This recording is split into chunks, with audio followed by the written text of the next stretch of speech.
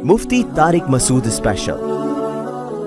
औरत का शौहर के स्पर्म और डोनर एग के साथ बच्चे पैदा करना, ये बड़ा अजीब सा मसला है, लेकिन लोग बहुत ज़्यादा पूछते हैं, थोड़ा हया के ख़िलाफ़ है, बहुत ज़्यादा पूछा जाता है। मैं अपने शौहर की दूसरी ज़ौजा हूँ। मेरे शौहर के माशा अल्लाह 3 बेटे हैं। बड़े बेटे की शादी भी हो गई है। मेरी अपनी शादी बहुत ज़्यादा लेट हुई है। मेरी उम्र 48 साल है। पिछले साल मेरी शादी हुई है। अब उम्र ज़्यादा होने की वजह से डॉक्टर कहते हैं कि आपके औलाद नहीं हो सकती।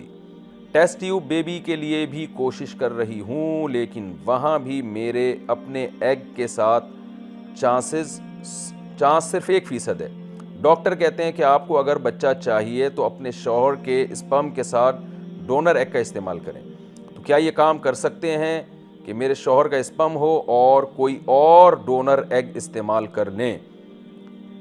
क्योंकि बच्चे के बगैर मुझे अपनी ज़िंदगी का कोई मकसद समझ नहीं आता। यूके से किसी खातून ने पूछा है, ये इनका नाम मैं जानकर नहीं ले रहा। देखें, ये अमल बिल्कुल हराम है। टेस्ट ट्यूब बेबी के ज़रिए तो औलाद पैदा की जा सकती है, लेकिन इस इत्मीनान के साथ कि स्पर्म शौहर के हों और एग उस औरत का हो जिसके रहम में उस बच्चे की फिर आगे ग्रोथ होगी। लेकिन एग किसी और ख़ातून का हो, रहम पेट किसी और का हो, ये बिल्कुल हराम और नाजायज़ है। क्योंकि जैसे बाप के नसब की हिफाजत ज़रूरी है, माँ के नसब की हिफाजत भी इस्लाम में बिल्कुल इसी तरह ज़रूरी है। तो शदीद मजबूरी में टेस्ट ट्यूब बेबी का सहारा लिया जा सकता है, क्योंकि उसमें कोई थर्ड पार्टी यूज़ नहीं हो रही, ना किसी और औरत के एग इस्तेमाल हो रहे हैं, ना किसी और मर्द का स्पर्म इस्तेमाल हो रहा है। स्पर्म भी शौहर के और एग भी वाइफ का इस्तेमाल हो रहा है, तो उसमें नसब में किसी किस्म का कोई खलल नहीं होता। लेकिन अगर इसमें कोई तीसरी औरत आ जाती है या कोई मर्द आ जाता है, तो मर्द के आने से तो जाहिर है बाप ही चेंज हो जाएगा, वो तो बिल्कुल ही हराम है। और दूसरी औरत के आने से ये होगा कि एग जब किसी और ख़ातून के होंगे और वो फिर बाद में इस खातून के रहम में बच्चा रख के उसकी तामीर होगी, तो जो माँ का उनसर है ना, माँ, कुरान मजीद ने जो माँ का हक़ बताया है वो 3 वजह से बताया। हमलतहु उम्मुहु कुरहन व वज़अतहु कुरहा, कि हमल भी वही करती है और तकलीफ़ से वो जनती है।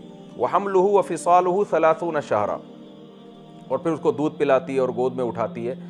तो जब एग किसी और ख़ातून के होंगे और ब्लड किसी और ख़ातून का, तो बच्चा क्या होगा, उसमें हकीकी माँ कौन है इसके मिस्दाक में शुबहा पैदा होगा।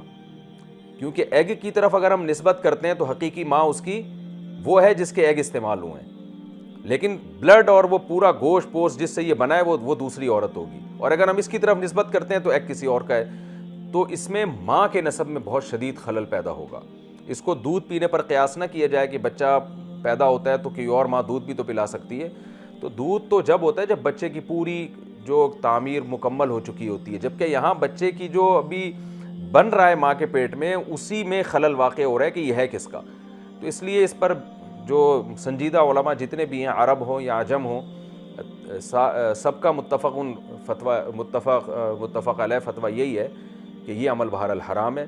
तो आपकी एज अगर ज़्यादा हो गई है तो बस आप अल्लाह से दुआ मांगें, और ये नहीं हो सकता कि किसी और ख़ातून के एग इसमें इस्तेमाल किए जाएं, जिसको डोनर एग कहा जाता है, वो जायज़ नहीं आपके लिए। और मैं भी दुआ करता हूँ अल्लाह आपको नेक साले औलाद अता फ़रमाए, और जब तक नहीं मिलती आप सब्र करें।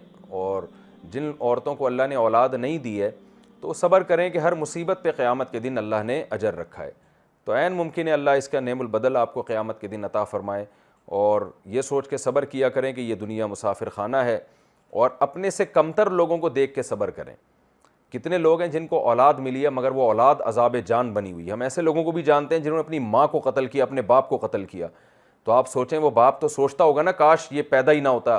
तो आप ये सोचें कि अल्लाह ने आपको इस आज़माइश से बचा लिया है।